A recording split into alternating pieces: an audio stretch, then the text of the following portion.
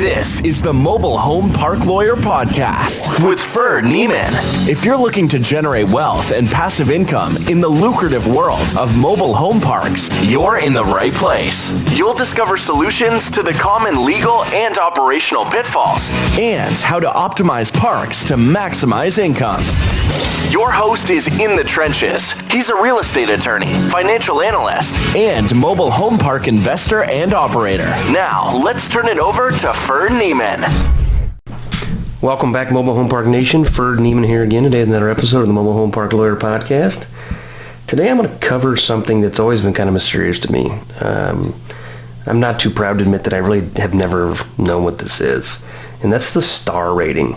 I've heard about it for years, and a couple years back, Frank Rolfe gave a good podcast on kind of the history of it, and basically said it got discontinued because park owners quit paying to be judged. And I think there's probably some truth to that. I think part of it also the system stopped being as relevant when mobile homes became less mobile, right? Because mobile homes used to be regularly moved around a little bit more like RVs or travel trailers. So kind of like today's KOA campgrounds, people wanted to know where's the best stop in Joplin, Missouri. And they would look at this guidebook. The history of it is it was really kind of came about by a company called Woodall. So it was the Woodall rating star system. It still exists actually for RVs and campground sites. But for MH, it was only in publication for 23 years or so, and that's been over 2 decades since it ceased. And why am I even bothering to talk about this? Not because I'm a historian, going back to the 30s, 40s, 50s, 60s, 70s, no, but because it kind of, you see it in advertisements, like brokers say, it's a 3-star park, 4-star park. Fannie Mae will be like, oh, you got to do this. It's got to be at least 3 stars here, 4 stars here, Freddie Mac, CMBS lenders. So that's where the stars come about. So I feel like we should probably know it.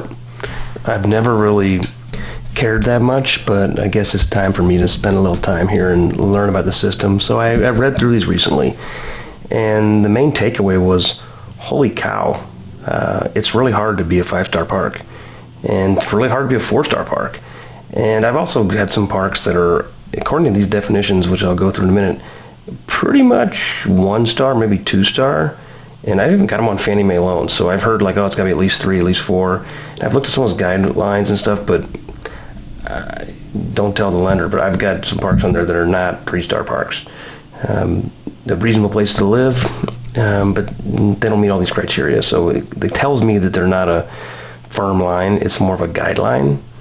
And I think it also depends on other features of the park, and is it mission critical to the duty to serve that HUD has imposed on these lenders, and then just geographic region of the country. I mean, I've got a park in northwest Nebraska where the roads are gravel, but that's not that uncommon there because it's really cold, and asphalt does not do well with freeze thaw, so it's kind of normal. So I think and I think same thing like Denver areas and stuff, there's really nice parks that don't have concrete roads. So I'm just going to roll through these. First one's a 1-star. Okay, the key criteria here is this overall appearance. According to Woodall, if it's not a decent place to live, it will not be listed in Woodall's directory. Either that, or if Frank's right, if you don't pay the fee to be judged, you're not in the directory. But so I guess with that in mind, if you've got to be a decent place to live, there are presumably lots of other parks that are below 1 star and don't even get any stars, and therefore they're not in the list, which I think is probably, there might be some validity to that, which is probably why some of these standards are kind of high. 1 star's not that high, but as we go through the list, you'll see what I mean. It's rated on 1 star, fair overall appearance. Patios on most lots. I mean, I got a park with Fannie Mae that has no patios. Okay, grass, rocks, or shell to cover the ground. Okay, streets fair to good, maybe dirt, asphalt, or gravel. Restrooms clean, if any. Adequate laundry or laundromat nearby. Okay, that's showing the adequate laundry and restrooms. Okay, that's showing the old travel component of this. If fences allowed, must be neat. Mail service. Homes may be old models but show evidence of some care. Manager available some hours of each day. Okay. 2-star park. It's all the above, all the previous items plus. So landscaping, some lawns and shrubs, streets in good condition, Must be dust-free of crushed rock, gravel, or shell minimum. Neat storage. Well-equipped laundry or laundromat nearby. 220-volt electrical connections available. If children accepted, park should have play area. And there are a ton of parks that don't have play area. Okay, I think it's a good idea to have one, but park free of clutter, such as old cars and other abandoned equipment. Well maintained and managed. Okay, that's pretty subjective. Okay, now moving on to 3-star. These are basically a 3-star park does everything well, but not quite as well as the 4 and 5 stars. Okay, it has an attractive entrance. All mobile homes must be in good condition.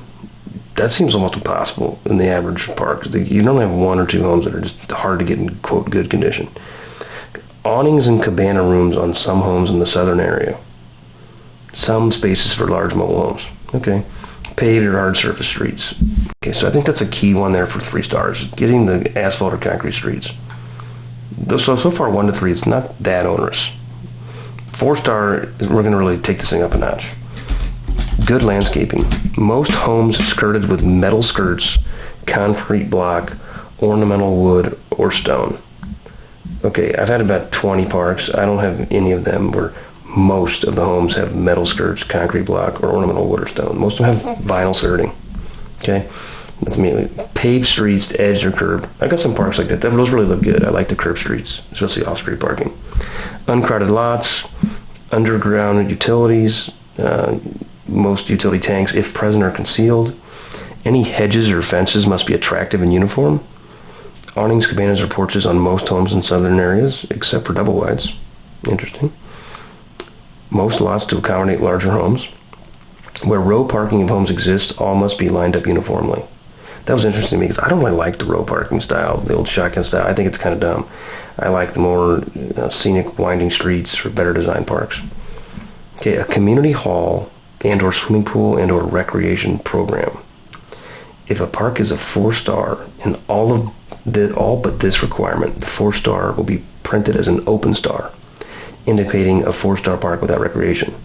Okay, so typically, if you're going to have a community hall, swimming pool, and or recreation program, you're talking bigger parks, right? So the Woodall star system does not specifically require a certain number of lots, but practically, I don't see many 25-space mobile home parks with a swimming pool or a community hall, even 50. I mean, once you get around 100, I think that became more normal. And obviously the big parks, 2, 3, 4, 500 lots, they've got that kind of stuff. And then the last criterion of 4-star parks is excellent management. Okay, so a couple tough ones there. Special skirting and a community hall or pool. Those are expensive. 5-star park, here we go. These are the finest. They should be nearly impossible to improve.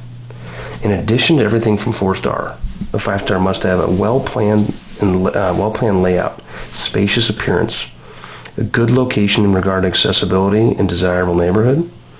In some locations, the park should be enclosed by high hedges or ornamental fence. Wide paved streets in perfect condition.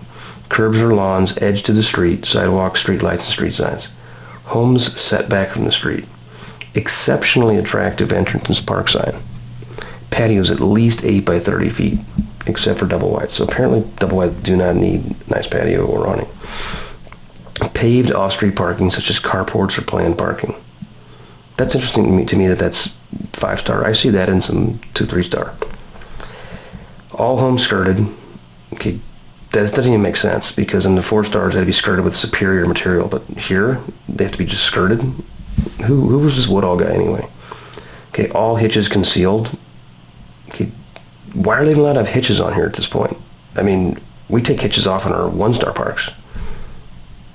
Okay, recreation.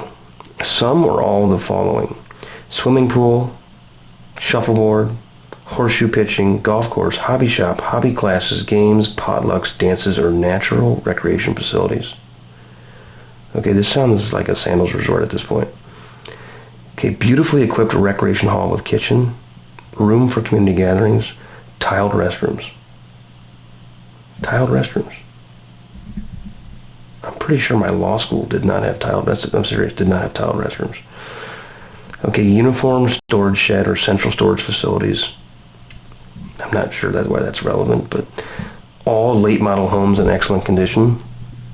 that might even be against the zoning law or discriminatory because it's kind of arbitrary. And what is the definition of late model homes? And have we ever seen a 2020 that's inferior to, say, a 2000 or a 1980? I have. At least 60% occupancy in order to judge quality of residence, which indicate park's ability to maintain 5-star rating between inspections. That sounds like it's set up to be subjective, to discriminate based on people of X that we don't like, but I didn't write this. So all empty lots are grassed, graveled, or otherwise well maintained. Okay. By the way, if these are impossible to improve, why would we at 60% occupancy? Couldn't somebody at least improve occupancy? It sounds like that's what they're going for here. If pets or children are allowed, there must be a place for them to run and play without cluttering the streets and yards. Most 5-star parks are for adults only. Yeah, you had me at horseshoe pitching on that one. Okay, superior management interested in comfort of residents and maintenance of the park. Okay, go back to 4-star, we had excellent management. Okay, so if you only have excellent management, you're never going to be 5 stars. Sorry, guys. You need to have superior to that, with interested in the comfort of the residents and maintenance of the park. Maybe we should just stop charging rent at this point and just have like a commune. Anyway, there's the Woodall star system. I've never really respected it or looked into it, like I said. After having read this, I'm not sure we're any smarter. I'm not sure I really have that much more respect for it. But there it is, right? I now know it better. As you can tell, I literally read these off of a website. This will probably be the last time I do this. So I guess I can check that off the bucket list.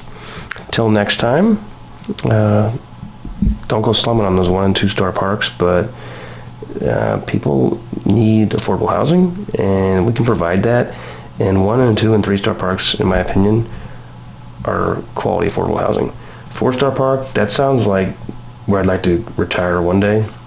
5-star parks, that sounds like where Elon Musk wants to retire one day. So, anyway, like I said in the last episode, if you guys have some suggestions, maybe better than Woodall's 5-star rating system, feel free to shoot me a message.